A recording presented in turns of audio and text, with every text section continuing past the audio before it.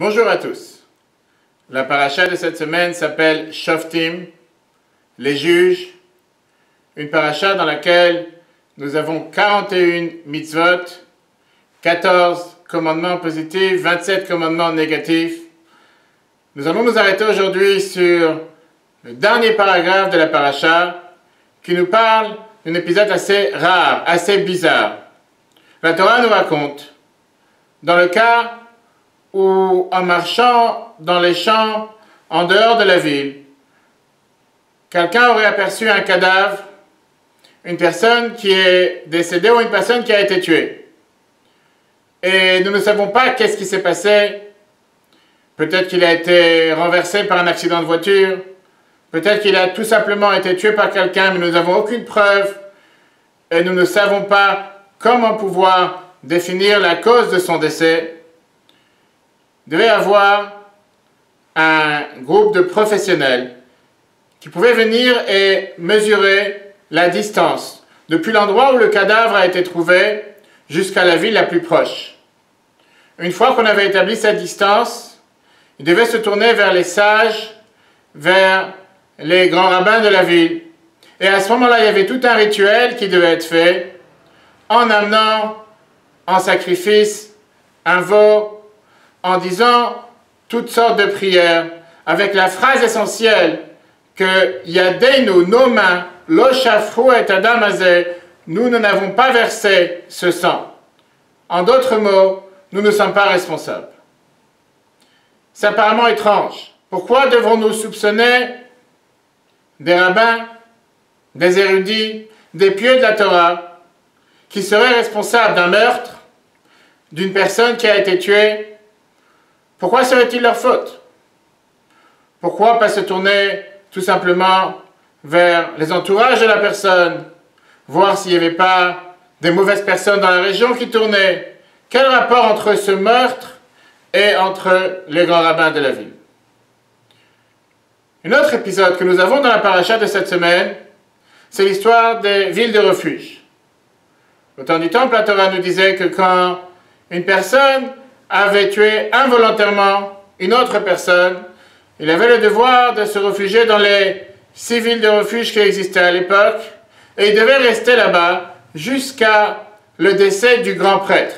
À tel point que la Gemara nous raconte, comme quoi la famille du grand prêtre venait s'occuper de l'assassin pour se garantir et s'assurer qu'il ne fasse pas de prière particulière pour que le grand prêtre meure avant son âge, afin qu'il puisse être libéré de ces villes de refuge. Et là encore une fois, la question qui est demandée, quel rapport entre quelqu'un qui a tué, même si c'était involontairement, avec la mort du grand prêtre? Du fait qu'il ne pouvait pas être libéré de ces villes de refuge pour être protégé jusqu'à ce que le grand prêtre décède. Quel rapport il y a entre les deux? Le rabbi en 1981, ce Shabbat, donne une merveilleuse explication avec le rapport entre ces deux mitzvot, ces deux commandements que nous avons dans la paracha de cette semaine. Bien sûr que nous ne soupçonnons pas à aucun instant les grands rabbins de la ville d'être responsables du meurtre d'une personne innocente. Bien sûr que nous ne soupçonnons pas non plus le grand prêtre d'être responsable du fait qu'il y a un assassin qui a tué une autre personne, même si c'était involontairement. Mais la Torah veut nous donner ici le message énormément important. Le fait que les sages de la ville la plus proche où a été trouvé le cadavre n'ont pas fait tout ce qui était dans leur pouvoir, dans leur devoir, afin de faire tout ce qui est possible pour qu'un tel acte ne se produise pas, ils sont aussi responsables. Le fait que le grand prêtre n'a pas assez enseigné au peuple juif, jusqu'à ce qu'il a pu exister dans sa vie, dans son entourage, une personne qui a tué une autre, même si c'était involontairement, il est aussi responsable.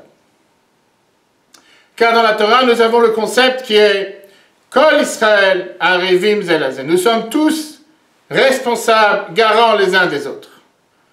C'est d'ailleurs la raison pour laquelle, quand nous disons les supplications dans la prière, nous ne nous exprimons jamais en termes singuliers, mais toujours en termes pluriels. Nous avons fauté.